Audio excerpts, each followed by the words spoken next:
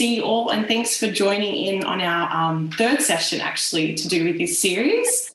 So I've got Shannon on the call today again, who will be helping out, as well as Sarah, who will be managing the chat box if anyone has any questions, and she'll also be sharing some links to some of the PDF documents that we're going to be passing on.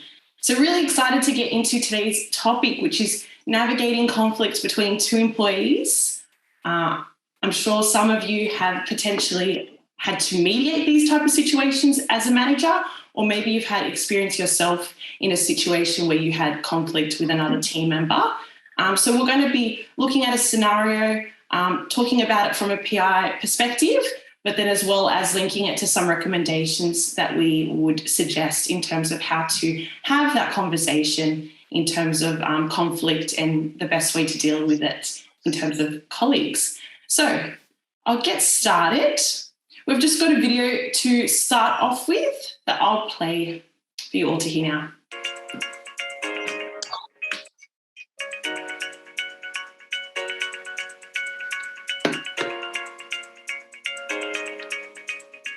Josh is the head of operations for a manufacturing plant. He has two managers reporting to him, Matthew and Darren. Matthew and Darren have to work with each other as their departments cross over with each other. Josh has recently promoted Matthew to be a manager of a division. Matthew has been a great employee and has lots of great broad experience. Darren has been a manager for over 30 years, and he's very dismissive of a need for any development or changes. Conflict has risen between the two managers. Matthew often asks Darren for last-minute changes, and Darren feels he needs to know more about the reason for the change. They've come to a stalemate where Darren refuses to reply to any emails from Matthew. Josh sits down with Darren to find out his perspective. He learns that the last-minute changes are often made within less than a week's notice, or they're big changes and haven't been communicated until a couple of days before. Josh sits down with Matthew. Matthew doesn't see the problem, as he feels he is communicating with Darren and letting him know what's going on, but that Darren doesn't give him any input or feedback about the changes at the time of the conversation. He just walks away and doesn't say anything. What can be done to navigate the differences of opinions between these two employees? Perfect. So that's sort of the big question that we're going to be unpacking today, is how can we navigate conflicts between two employees? What can we use from PI to leverage and to help with this conversation, as well as some other recommendations? So just to do a bit of a recap of the video, that way everyone sort of has understanding of the scenario, and Sarah's also going to share a PDF document in case people prefer to read it. So we have two colleagues here, Matthew and Darren, and they're both managers of their own teams, but have to work together as there's a lot of cross-collaboration to do with their work. Now, we've got Matthew, who regularly changes priorities pretty off the cuff, communicates with limited details, so he does communicate, but with not a lot of sort of information, and feels that his colleague Darren doesn't provide input back to him. So he sort of takes it that everything's okay and doesn't really understand that Darren might have some issues. And then when we look at Darren, he feels that Matthew sort of puts him under pressure because of these last minute changes. He doesn't quite understand the why behind the change. And so that's making him feel a little bit uncertain about his work.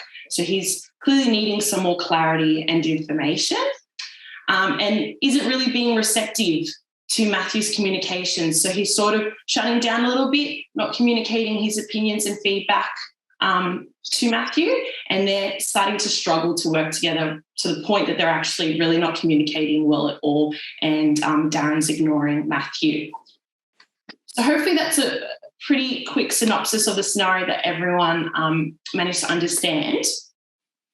Now, when we look at it from PI, is there any guesses on maybe what profile Matthew might be? So someone who changes priorities quickly, is comfortable with that change, doesn't give a lot of detail, probably taking the lead in certain situations a little bit more than Darren. Feel free to pop any thoughts in the chat box. Let's see what you all think.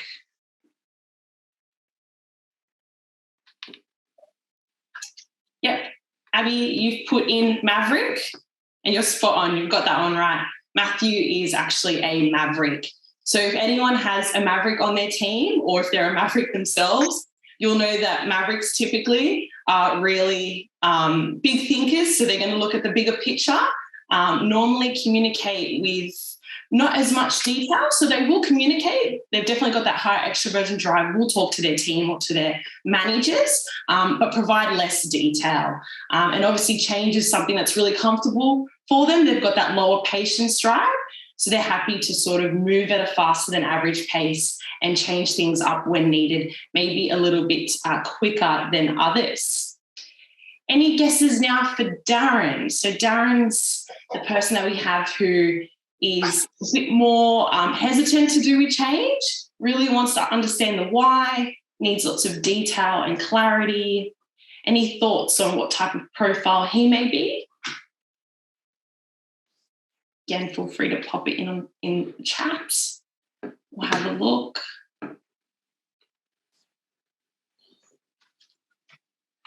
Doesn't communicate as much, so probably has a lower extroversion drive.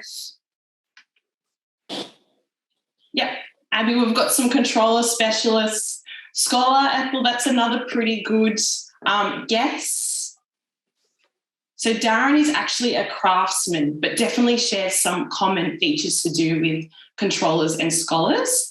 So first thing that we can see with Darren's profile is he's got an extremely low extroversion drive. His B drive is all the way here, very low side. And that sort of relates to the fact that he's struggling to communicate with his colleague Matthew, and being a little bit, seems like he's not providing as much information back. Craftsmen typically, again, have a high patience and high formality drive. So change for them is a little bit difficult, especially if they need to adapt quickly. They actually need to understand the why, be given a little bit more time, process to implement the change. And with that high formality drive, really want to be subject matter experts. So if things are changing constantly, they probably don't feel that they've got the best gauge on what's going on in order to provide quality work or input.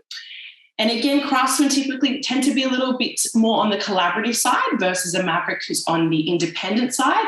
So they're actually going to avoid conflict. So even though Darren might have some issues with his colleague and he might feel that these last minute changes aren't making him be able to do his work well, he's not actually going to speak up to Matthew as easily due to that lower A drive, because conflicts for him isn't just something that is natural and that he enjoys. He's probably actually going to stick back from it a little bit. Any questions there from anyone? All right, we'll move on. So today specifically, I wanted to focus a little bit more on factor combinations. I know the last 2 weeks we've talked a lot about the 4 factors themselves, but actually digging into the factor combinations of the profile. So Sarah's just shared in the chat our factor combinations cheat sheet for anyone who doesn't have it. So feel free to open that up if you want to have a bit more of a look. But to start off with, to do with Matthew now, when we look at his profile, what is his widest factor combination? So remembering when we're talking about widest factor combinations, we're looking at the one furthest to the right and comparing it to the factor furthest to the left. So again, feel free to pop your thoughts in the chat. Awesome. Thank you, everyone. Yes, B over D, and that's informal. So when we look at that B over D factor combination, that's the informal combination.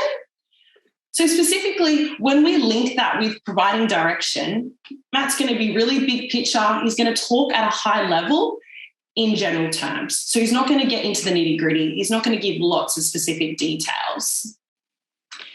Now, when we compare it to Darren, that B-D factor combination, is Darren the same? Is he B over D as well? Or is he the opposite? Is he D over B when we look at his profile? And again, feel free to pop that in the chat. So is Darren B over D or is he D over B?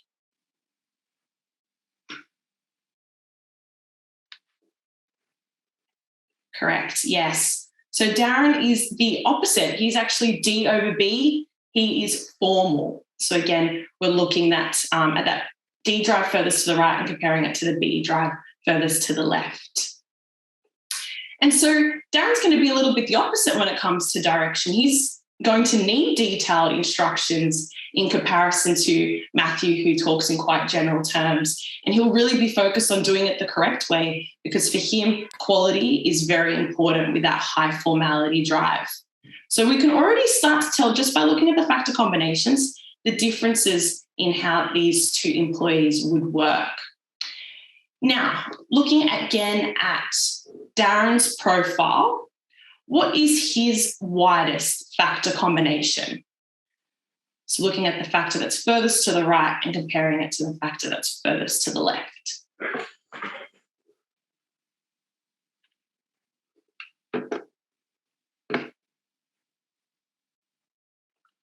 Perfect, thank you everyone.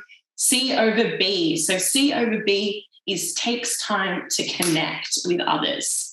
So especially when we look at it from that communication perspective, Darren's going to be much more thoughtful when it comes to offering his opinions or feedback. So he's actually going to need to take time to think about things. If you require him to give you an answer on the spot, it's probably not the best way that he'd like to do that. He really needs that time to process before speaking. And when we also look at that takes time to connect factor combination, we have to be mindful that they're probably going to be a little bit more or take a bit more time to trust people. So if Matthew's just come in as a new manager and they actually haven't worked a lot together yet, Darren's going to take time to trust him and really have to factor that in terms of their working relationship. Now, if we again compare that with Matthew's profile, is he the same like Darren? Is he C over B, takes time to connect? Or is he the opposite? Is he B over C?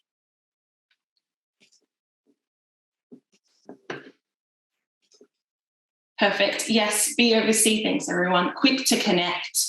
So again, he's going to have a different communication style to Darren. He's going to be quite enthusiastic, so probably will be really excited to share opinions and thoughts in a team setting or with others.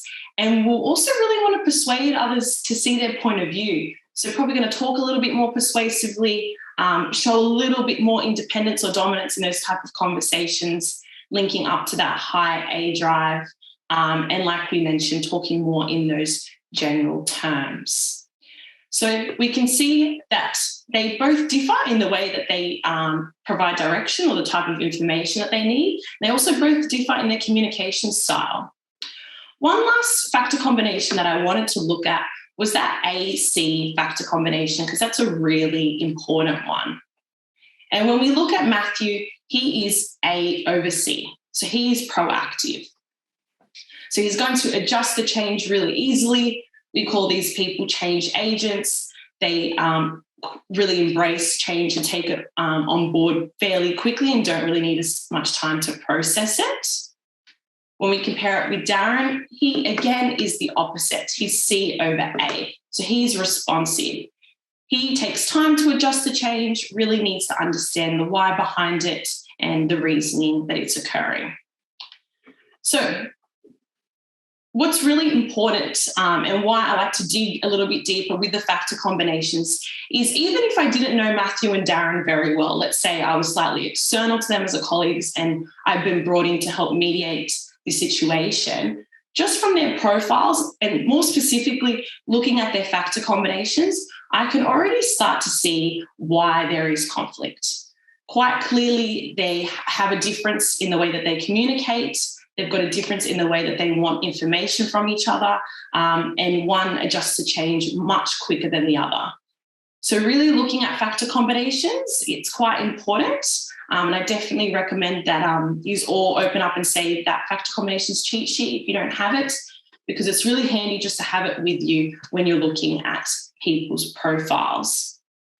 So now that we've talked through the differences between Matt and Darren and their factor combinations, we're just going to go into some of our recommendations in terms of how can we facilitate this conversation. Alrighty.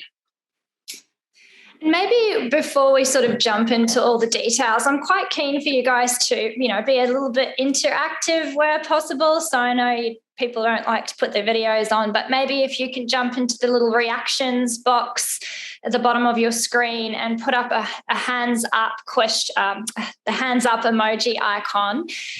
If you're actually in a position at the moment where you're needing to manage conflict, so if you are, in a management role, or if you, have to manage conflict in the workplace, could you just a show of hands? Yep. There we go. Totally. Thanks. Anyone else where their role is to actively sort of step in and help manage conflict? So I'm actually, I feel about to enter into something like that, where it's going to be, and I actually haven't had an opportunity to review the people's PIs, but I will be in it. I may be the change agent, so to speak, but I will be the one part of the change as well. Like there'll be changes on me and changes on others. Like we're all at the same kind of management level, I guess.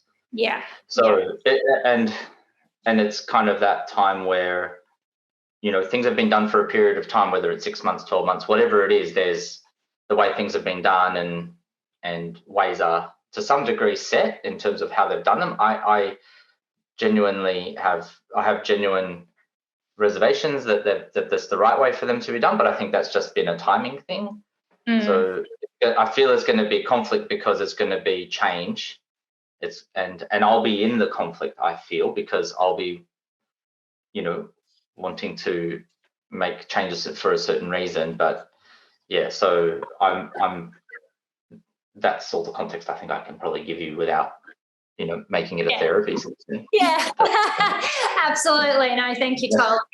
Hopefully both of the angles that we're going to try and speak through today will help address your particular scenario, because we are going to speak to it from navigating it as a manager between the two parties, like in the video, but also as you and a party. So some more similar to what the description that you just. Yeah, I guess for me, it's the change is important and it has support, and that's not the problem. And I think people, even the people who I think will find it harder or maybe butt at it because they've got a lot of pressure on them and have had for some time. But the thing is that you don't want to make it through it and then just success not being just getting my way, because then there's just a pile of bodies behind you. Yeah. And you've achieved what you want, but people are hurt and it's you can what I mean? Like you want to go through it and be on the other side together of it. Yeah, you want their buy-in from the start so that they can share the journey and the outcome at the end, not just because they're being pushed towards it, but because there's hopefully a pull. Yeah, absolutely. Well, maybe what we'll do is we'll talk through some of the strategies that we've pulled in, and then we can circle back and see if that might help. There'll be something here that could help you in your particular scenario. So the first tip that we want to talk about is just having a meeting with them both together. So you can approach this in two different ways. You can either have a mediated conversation or a non-mediated conversation. And when I mean mediation, I mean more, do you want to have a third party there, like the manager, to help facilitate the discussion between the two parties? Or do you want to have the conversation with them saying, are you two adults enough to be able to have a good constructive conversation together? Do you have the skills that you think you might be able to work through it together to come up with an appropriate solution? So the aim being to figure out a way to move forward. So you can have that as two different scenarios. Generally, you'll find your more dominant people are very comfortable to have those one-on-one conversations, whereas perhaps someone who's that low extroversion or a little bit more process focused, they'll probably want someone there to help facilitate the discussion so that they they have an opportunity to share their voice, and it's not being, I suppose, run for them. So give the opportunity to the individual to see what makes them, feel comfortable. So that's where we'd start with this scenario. The second tip we'd have is ensuring the conversation is future focused. So how can you actually move forward together? You'll find if you're ever in these conflicting situations that often people want to be heard, right? So what ends up happening is they want to talk about what's happened, and they get really stuck in the past and explaining the past. And although reflection is helpful, it needs to be taken as what have we learned from that and how can we now move forward? So it's really making sure that the future focus is there. Again, whether that's through the mediation of the manager helping manage that conversation, or the two individuals saying, okay, I hear you, here's my perspective, now let's move forward. The third section, third tip we'd have is sort of what does Matt and Darren need from each of them, so each of their needs, in order to succeed. So how can they actually find a consensus middle ground that actually is helping both of their needs met? So explaining their perspectives. I see the world through this lens, you see the world through this lens, and how can we make sure that the change is actually going to be a positive experience for both people. And Tali, I think this is where your example will probably come in. It's having that open discussion with everyone, saying, okay, just share with me your concerns, right? Let's talk about them. Often people just want to be heard and make sure that, their views are taken into consideration and that you can address those where possible. The fourth tip would be those with the conflict need to actually think of solutions to action on. So it is really important that if it is a facilitated discussion, a mediated conversation with a manager, that the manager is not jumping in here and actually saying, this is the way that, you should do it. It's really a decision that both parties have come to through their own course of choice, right? Because if they choose to act, it's more going to be receptive to that change. So again, Tali, if you're ever in that situation where you're having everyone's feedback coming towards us, really being open to hearing and for them to work through, okay, I hear you, this is where we're going, this is why we have to go, so how do you think we might actually be able to get there together? And throwing it back to them so that you're getting their buy-in along the way, as opposed to directing them how to get there. The fifth, yes, Noel, drawing out the solution, absolutely. The fifth thing is being able to commit to something at the end. So commitments is really important. We've discussed about it, we've reflected, we've shared our needs. Now we need to actually make a commitment to what change or what plan moving forward that we're each going to adjust in terms of our behaviours or our actions. So, the one individual here might actually slow down their pace. The maverick might need to be a little bit more aware that change takes time for people, so slow their pace down a little bit. And others need to be aware that their communication is not their natural strength, because they're a much more reserved person. So they need to be a little bit more intentional with communication, because it's not their default behaviour. Maybe that's a commitment each of the two of these parties walk away agreeing at the end of this conversation. And then lastly, it's committing to each other that they're actually going to get feedback from each other to ensure that the other person's on track, right? So having that open feedback loop, encouraging each other to be open. So it's not you're not taking a destructive, or it's a conversation where you're feeling like you're under attack or defense. It's more just seeking mutual feedback. Hey, how have I gone? Do you feel like I've been more communicative? Do you think I'm going too fast still? And just checking to make sure that each parties are happy with the action plan that they've sort of set together. And obviously the big flag that you need to watch out for here is if there's any sort of blame or shame, if the conversation starts to go down the route of it's you did this, or shaming someone, you need to shut that, nip it on the butt straight away, shut the conversation down. That's not productive. You're really wanting to work together to achieve an outcome. And I suppose, depending on which angle that's more likely to go, if it's going to be a more blaming, shaming conversation, that's probably when the manager needs to then facilitate a discussion. If these two individuals are less likely to have a higher emotional intelligence, say, then you could probably leave the two of them to try and work it out together. I have a couple of, summary tips here, but I just wanted to pause.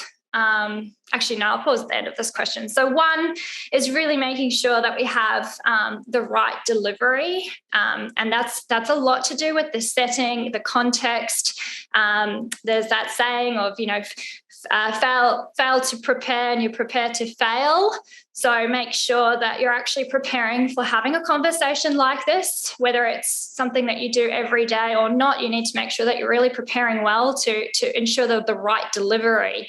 So you're not having this sort of feedback, mediation discussion in an open planned office where everyone else is around, or over lunchtime. It needs to be a distraction-free zone. You need to be at an emotional state where you can have a very factual conversation with the intention of positive. Sarah, what's the word that I love this concept from psych, Sarah. Unconditional positive regard. Yes, unconditional positive regard, which basically is a psychological term, and Sarah, you can jump in here if I explain this wrong, but where you're really going in there with the intent of a positive outcome. So you're actually, maybe Sarah, do you want to elaborate on that a little bit more? Yeah, no, I think you're doing really well. Unconditional positive regard is a space that you hold to assume that the other person has the best intentions for their actions or outcomes. So whatever they're doing, they're not doing it to directly impact you. What they're doing is out of their best interest for what they think is right. And what you're doing is what you think is right. So when you have unconditional positive regard, it means that what you're doing is taking out the blame that might be resonating below the surface. And you're actually saying, you know what, this is a person trying to do their best, and I can see that they're trying to do their best. Maybe it's not working in this situation. How do we meet in the middle? Yeah. And so having that mindset is so important. It's sort of being able to take another perspective other than your own. I like to say that there's your truth, my truth, and the truth, right? So whenever you're having these conversations, that's generally sort of multiple perspectives. So it's being open-minded enough to be able to have be able to see that perspective. So number 2 is being future focused. So really, again, not staying in the past. Yes, reflect, but move forward. What can we do differently in the future? How can we better work together next time? Really taking that future approach. 3 is leveraging strengths and opportunities. So this is where you can really look at your profiles and understand each other, and being aware of what makes you you and what makes them them, and being able to work more effectively together. 4 is committing to action. So actually following through and setting, something to achieve and work together on. And 5 is committing to that feedback. So recheck, recheck. Are you on track? Are we on track? How are we going? So I think this is like a nice quick summary of how you might be able to sort of either facilitate or be in a conversation and manage that conflict in a positive or constructive way. But I might just pause there and see, A, totally did that answer your question or help give you some perspective, and B, if there's any other questions out there from anyone. Oh, it's certainly helpful in terms of, to help have a level head going into it. And I think the key thing is make sure that, I think for me that because the relationship is healthy with the individuals, I'm not worried about that. I believe in terms of the unconditional positive regard, like, we all have an opening bit of trust with each other. So I don't think we're going in there expecting people to, but there is, I think what is important is that I'm prepared, because I'll be presenting a whole stack of stuff and trying to take people through a process or something towards an state. So but I'm not fully aware of, what battle scars they have in the last however long, and they are probably very much reasonable. And, trying to find a way through that. So I think it's more about me making sure that I remain open and I think be patient, because that, given my profile, can be a little bit of a challenge. Yeah. So, and that's amazing, right? Like that, that and you're aware of that, then you can manage it. That's awesome. Yeah, thank you. Yeah. Because that's where a lot of this self-awareness comes down to, right? Or emotional intelligence is being aware of what our profile is and how we come through in our basements or our blind spots, so that we can manage them accordingly. Any other sorts of questions?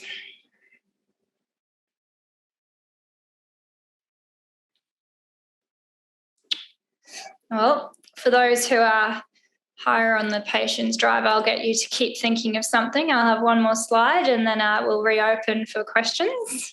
So what if you're in this situation? So if you're a leader that's mediating a conflict, or you're actually in a situation where change is happening around you, and you're either needing to be on board with the change or on side with it, whether or not you believe it's necessary or relevant, it's important to think about the following factors that may impact any conversation. So this is really where totally your observation comes in. It's being aware and having that emotional intelligence of knowing and managing your emotions. So it's one thing to be able to think about the pushback that you might receive. What are who is my audience? What likely concerns are they going to raise? How is the change affecting them? And being aware of what pushback that you might have in a room or an open discussion, and then being able to have answers and responses to that come from a factual place rather than an emotional reaction. So recognizing and understanding that people's emotions to help manage the relationship. So like what Tolly just pointed out, which is spot on, being aware of how you're coming across and how someone else might feel and be impacted by the said change. Being aware of the environment and context, really important. Never want to have any of these sorts of discussions in an open forum or when there's high stress, high pressure, if someone's having a personal circumstance. There's a lot of contextual situations that you might not be wanting to actually have this type of conversation at that point in time. Maybe hold off, and that's where a little bit of your EQ, your emotional intelligence, comes in. You need to be able to look at the context and be aware of what's happening before you go forth and have that conversation. Being aware of any unconscious bias. We all have them. That's why we call it unconscious bias, but trying to be actually aware of what bias that might be impacting your decisions. So maybe you're on board with the change really quickly because you're in a management role and that's part of your expectations, or you're looking for a promotion and that's why you're just abiding by what the change is, versus someone else who's just happy to do their job and aren't looking for that career progression. Maybe that's an unconscious bias there. So just acknowledging what that might be, any of the differences, so that you can be aware of that, how someone else might react because of that situation. And then lastly is, are they responding or reacting? So is your behavior a reaction to a situation, or actually are you thinking about it deliberately and intentionally, how you might actually respond from a factual place rather than an emotive decision? Alexia, did you have anything else that maybe you thought would be useful to mention here? Yeah, definitely. I think linking up a bit, if you're a leader or manager, sort of helping mediate the conversation, one way that you could probably also remove any unconscious bias that maybe colleagues have of each other is showing each other their PI profiles. So again, they might not have awareness of the certain behaviours that the other person will show up. Maybe they actually think have different thoughts, and maybe showing them the PI profile and having that open conversation about their 4 factors and what that means in their working relationship, that can probably help shift a little bit of that unconscious bias as well. Especially in our scenario, we had Matt who might be thinking, oh, Darren just isn't responding back to me, he must not want to talk to me, where in actual fact, Darren has a low extroversion drive. For him in the moment to communicate, it's actually a little bit difficult, and it's not that he doesn't want to, it's just that he needs to take time to actually think things through. So you can really open up that conversation and take away a lot of maybe assumptions, and again, maybe some unconscious biases that people might have of each other, through being open with the behavioural report that you can download on the system for anyone who's completed the behavioural assessment. So we always say that that's a tool that we encourage you to be transparent with. You definitely don't need to keep a person's PI profile private. You can most definitely share it with others. We see it as a real benefit for people to understand each other better.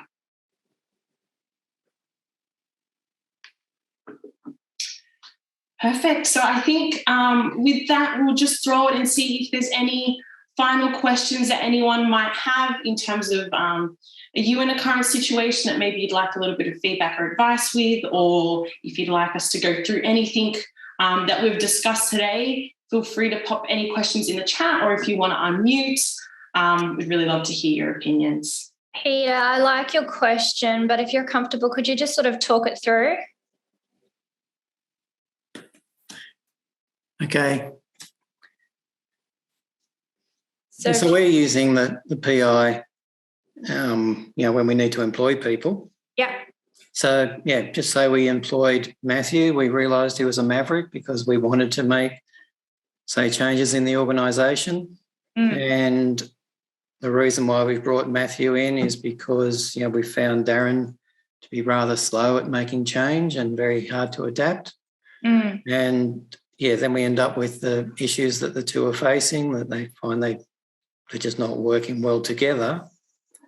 My question was really, well, is the expectation still that Matthew and Darren should sort of meet in the middle, which sort of moves Matthew a bit away from, why we employed him, I suppose? Yeah, it's a really, really valid, good question, Peter, especially if you've intentionally put someone in a role to make a change. But if that's the case, then it's how have you communicated that to the rest of the team? Because what you don't want to have happen is you enter into the dictatorship where it's more of an authoritative, I'm here to make change, get on board or get out.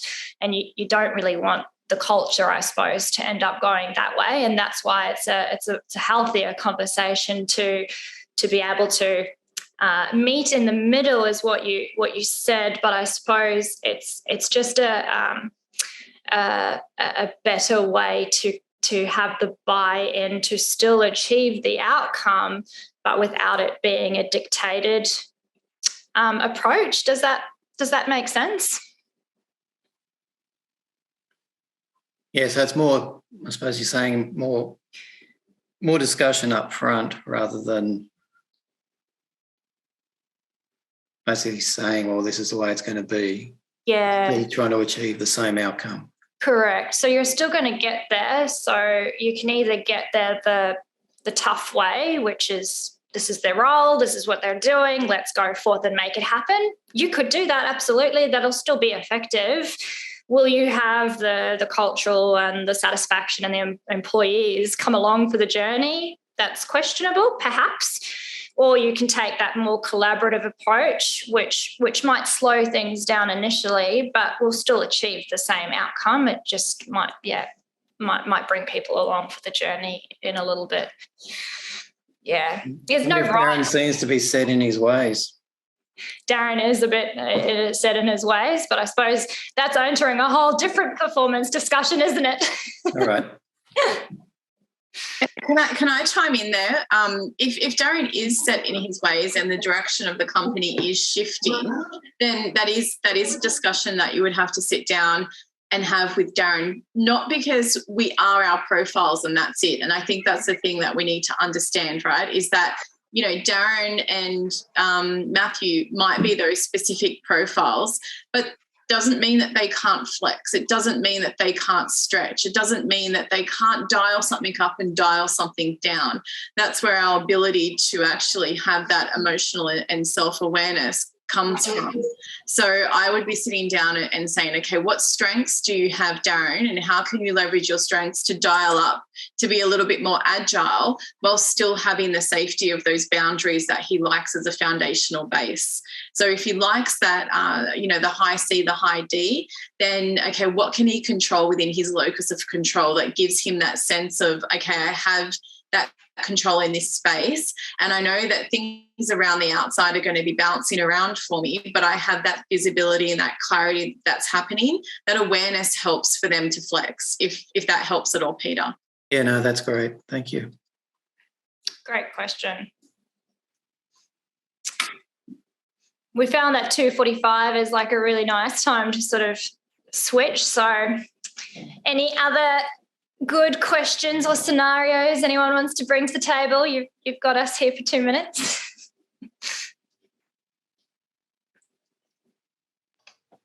I'm good. I really appreciate the opportunity to have a chat about the upcoming stuff, and it's really helpful. So thank you.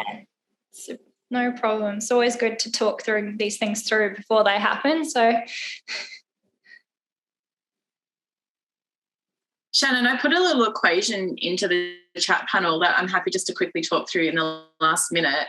For those who are looking at conflict with change, Tolly, particularly in your case and in any case where you're having change, the little acronym of DVF is less or greater than R is really good to use. So what I always do is look at what is the current dissatisfaction with what's happening, or how can we create dissatisfaction? So let's take the analogy of, like, I might want to move house, but I'm not too sure.